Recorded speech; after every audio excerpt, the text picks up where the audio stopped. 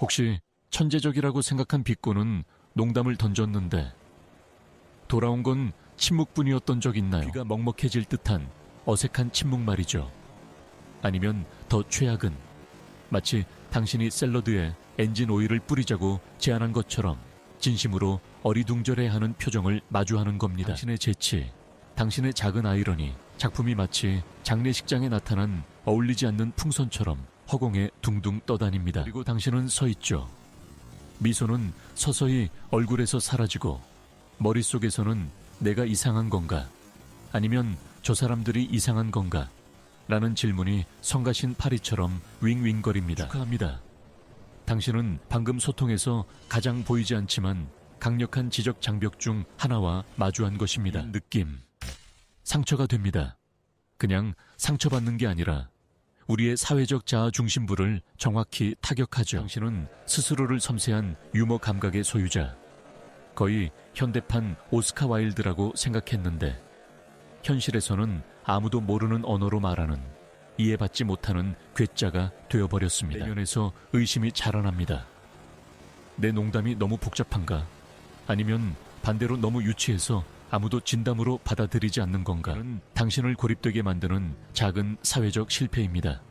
마치 당신은 4K HDR 해상도로 세상을 보는데 다른 모든 사람들은 노이즈 낀 흑백 화면에 만족하는 것처럼 느껴지죠. 당신은 다시는 그런 실수를 하지 않으려고 자신의 모든 말을 분석하기 시작합니다.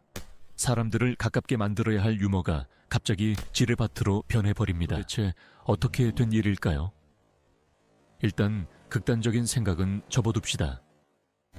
당신이 인정받지 못한 천재고 주변 사람들이 모두 무감각한 멍청이라서가 아닙니다.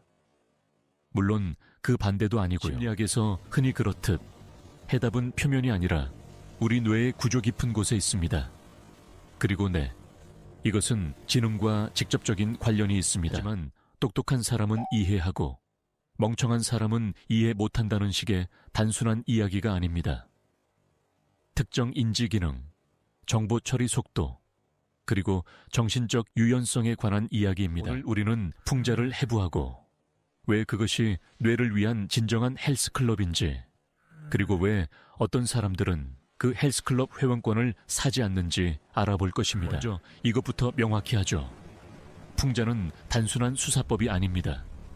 이것은 매우 복잡한 다단계 인지 과제입니다. 당신이 거대한 줄에 서서 친구에게 이렇게 말한다고 상상해 보세요. 여기 일처리 정말 빠르네. 완전 효율의 정석이야. 네, 당신의 뇌는 듣는 사람의 머릿속에서 연쇄 반응을 일으킵니다. 그것은 듣는 사람에게 세 가지 일을 동시에, 그것도 순식간에 해내라고 요구합니다. 첫 번째 단계, 문자적 의미 해독하기. 뇌는 정말 좋아, 빠르네, 효율이라는 단어를 듣고 긍정적인 그림을 그립니다. 이 사람은 줄 서는 것을 좋아한다. 두 번째 단계, 맥락 분석하기. 이것은 매우 중요한 단계입니다. 듣는 사람의 뇌는 외부 데이터를 즉시 평가해야 합니다. 당신들이 11호분째 제자리에 서 있다는 사실, 당신의 얼굴에 지루함과 짜증이 묻어난다는 것, 당신의 말투가 전혀 감탄하는 것 같지 않다는 맥락은 말 그대로 소리치고 있습니다. 경고, 모순 발견, 문자적 의미는 거짓. 세 번째 단계, 의미를 뒤집고 진짜 의도 파악하기. 이 모순을 바탕으로 뇌는 정신적 도약을 해야 합니다. 첫 번째 문자적, 본능적 반응을 억제하고 당신이 정반대의 의미를 의도했다는 것을 이해해야 합니다. 이 줄은 견딜 수 없고 나는 이 상황이 매우 불만스럽다는 진짜 메시지를 말이죠. 이 모든 과정은 신경망에게는 역도와 같습니다. 엄청난 연산 능력이 필요하며 이 모든 것이 밀리초 단위로 일어납니다. 이러한 정신적 고개를 가능하게 하는 핵심 메커니즘은 심리학에서 마음 아이론, Theory of Mind, 2M 이라고 불립니다. 이것은 어떤 난해한 이론이 아니라 다른 사람들도 우리와 다른 생각, 신념, 의도, 감정을 가지고 있다는 것을 이해하는 우리의 기본적인 인간 능력입니다. 다른 사람의 입장이 되어 생각하는 능력인 셈이죠. 풍자를 해독하려면 단순히 말을 듣는 것을 넘어 그 말 뒤에 숨겨진 화자의 머릿속을 들여다봐야 합니다. 그는 이 순간에 진짜로 어떻게 생각하고 느끼고 있을까? 그의 진짜 의도는 무엇일까? 라고 자문해야 합니다. 마음 이론이 고도로 발달한 사람들은 이것을 직관적으로 해냅니다. 그들은 당신의 말과 명백한 현실 사이의 불일치를 보고 즉시 그것을 의도적인 문체적 장치, 즉 일종의 유희로 받아들입니다. 그렇다면 마음 이론이 덜 발달했거나 스트레스나 피로 상태여서 복잡한 사회적 계산이 어려운 경우에는 어떻게 될까요? 당신의 말은 문자 그대로 받아들여집니다. 당신이 줄 서는 걸 좋아한다고 했나요? 그럼 당신은 줄 서는 걸 좋아하는 이상한 사람이 되는 거죠. 숨은 의미는 없습니다. 이야기 끝. 이제 가장 흥미로운 부분입니다. 이것이 그 악명 높은 IQ와 어떻게 관련이 있을까요? 캘리포니아 대학의 캐서린 랭킨 같은 심리학자들의 연구는 풍자 이해 능력과 우리 뇌의 실행 기능 사이에 직접적이고 명백한 연관성이 있음을 보여줍니다. 실행 기능은 본질적으로 우리 머릿속의 이사회입니다. 가장 복잡한 과제를 담당하며 세 가지 핵심 기술을 포함합니다. 첫째, 작업 기억. 여러 정보 조각을 동시에 마음에 담고 조작하는 능력. 풍자의 경우 문자적 의미, 맥락, 그리고 비언어적 신호가 여기에 해당됩니다. 둘째, 인지적 유연성. 다른 개념과 관점 사이를 쉽게 전환하는 능력, 즉 문자적 의미에서 아이러니한 의미로 전환하는 것입니다. 셋째, 억제 통제. 부적절하고 충동적인 반응을 억제하는 능력. 우리 경우에는 문구의 문자적 의미에 반응하려는 욕구를 억제하는 것입니다. 이 세 가지 구성 요소는 심리학자들이 유동지능이라고 부르는 것의 핵심입니다. 이는 새롭고 낯선 문제를 해결하고 추상적으로 생각하며 패턴을 찾는 우리의 능력을 말합니다. 유동지능은 바로 많은 IQ 테스트가 측정하는 그 요소입니다. 결국 당신의 풍자적인 농담은 단순한 농담이 아닙니다. 그것은 유동지능을 위한 소형 테스트인 셈이죠. 그것은 상대방의 뇌에 모순된 정보의 빠른 처리, 사고의 유연성, 그리고 추상화 능력을 요구합니다. 그리고 만약 그 사람의 뇌가 그 순간 과부하 상태이거나 피곤하거나 혹은 단순히 그런 사회적 퍼즐을 푸는데 훈련되지 않았다면 그는 그 테스트에서 떨어집니다. 그가 멍청해서가 아니라 그 순간 그의 인지적 자원이 제한적이거나 다른 곳에 집중되어 있기 때문입니다. 현대 기술 덕분에 우리는 두개골 속을 들여다보고 무슨 일이 일어나는지 볼 수 있습니다.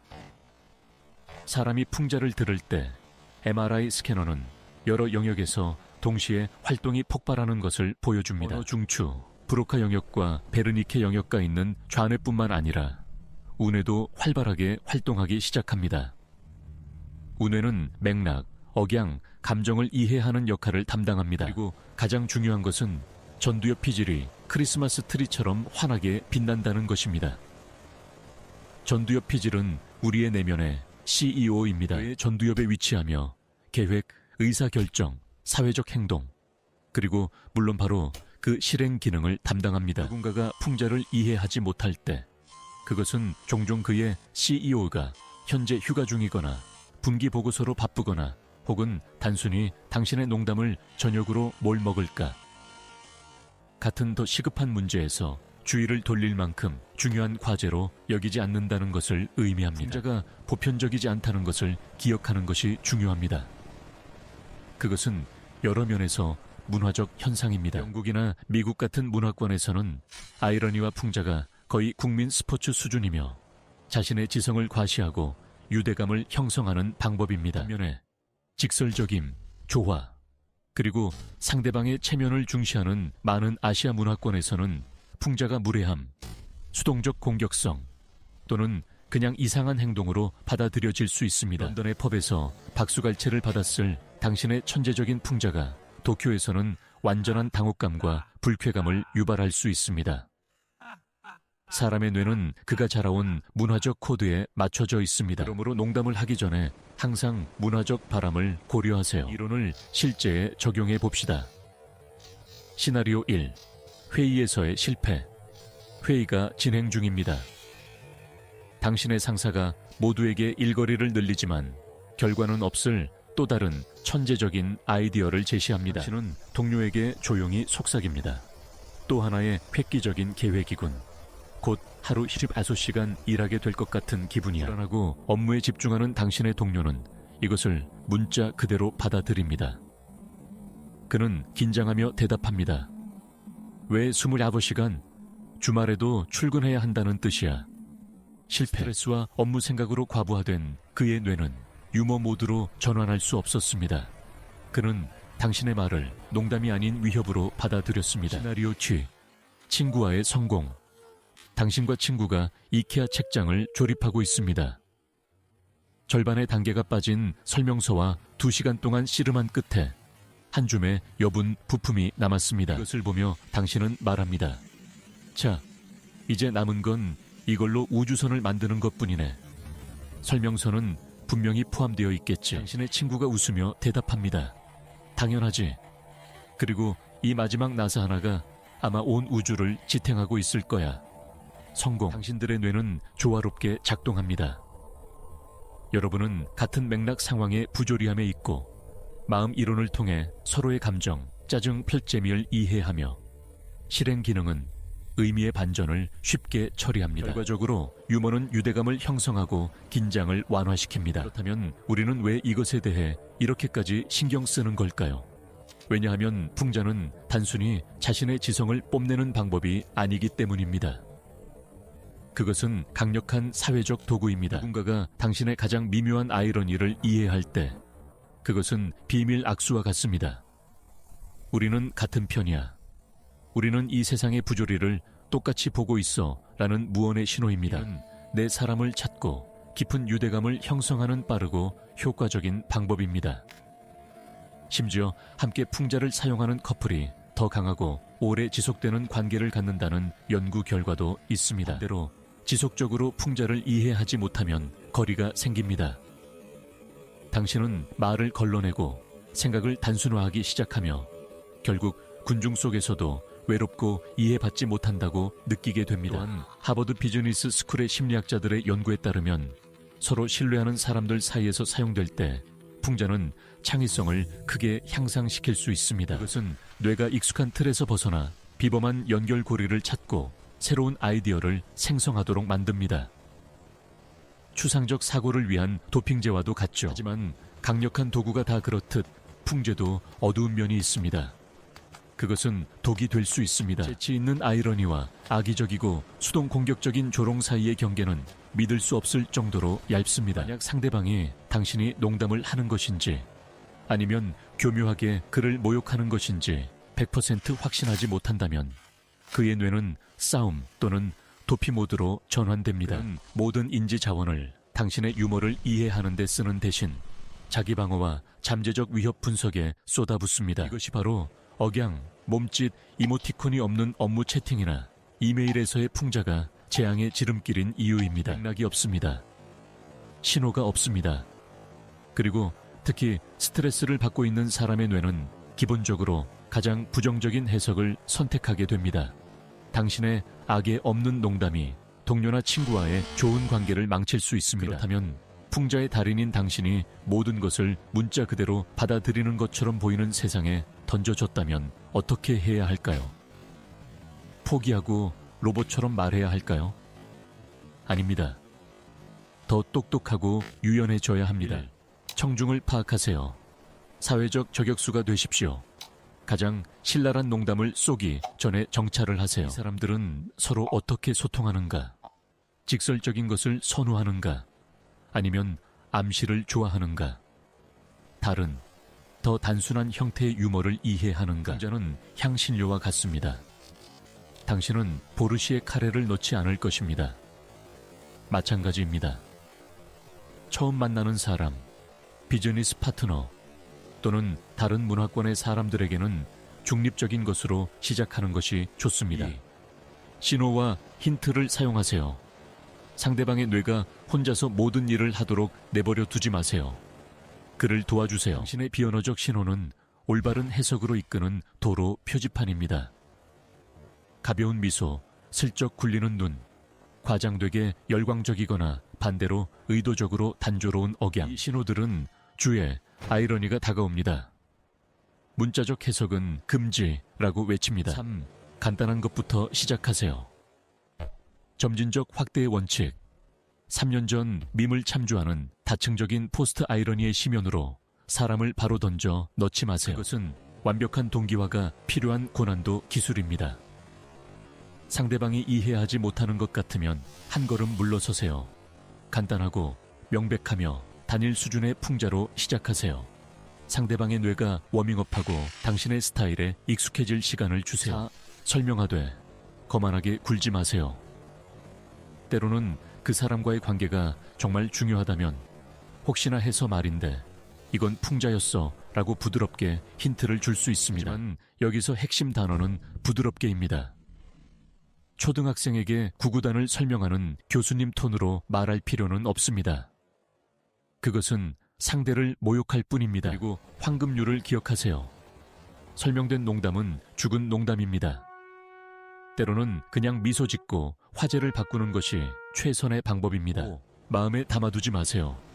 이것은 당신에 대한 것이 아닙니다.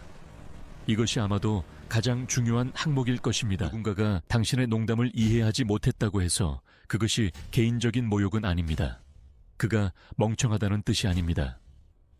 당신이 나쁜 코미디언이라는 뜻도 아닙니다. 그것은 단지 그 특정 순간에 당신들의 인지 스타일, 정보 처리 속도, 그리고 현재의 감정 상태가 일치하지 않았다는 것을 의미할 뿐입니다. 그의 뇌는 대출금, 아픈 아이, 또는 그냥 배가 고프다는 생각으로 가득 차 있었을 수도 있습니다. 유머 인식의 불일치는 적대감이나 오만함의 이유가 아니라 관찰의 계기가 되어야 합니다. 당신이 풍자를 능숙하게 구사하는 능력은 단점이 아니라 재능입니다. 그것은 인지적 유연성, 발달된 추상적 사고, 그리고 높은 감성 지능의 표시입니다. 정말 멋진 일이죠. 하지만 모든 초능력과 마찬가지로 그것은 당신에게 책임을 부여합니다. 이 도구를 의식적으로 사용할 책임 말입니다. 사람들을 똑똑한 사람과 멍청한 사람으로 나누기 위해서가 아니라 당신과 같은 주파수를 가진 사람들과 연결되기 위해서입니다. 당신의 지적 우월성을 과시하기 위해서가 아니라 이 세상의 불완전함에 대해 함께 웃기 위해서입니다. 다음에 당신의 완벽한 풍자적 발언이 허공을 가르다 어색한 침묵 속에서 바닥에 떨어질 때 화내거나 속상해하지 마세요. 미소 지으세요. 당신은 방금 인간 사고의 놀라운 다양성이 실제로 작동하는 것을 목격한 것입니다. 그리고 그것은 아무런 풍자 없이 진정으로 아름다운 일입니다.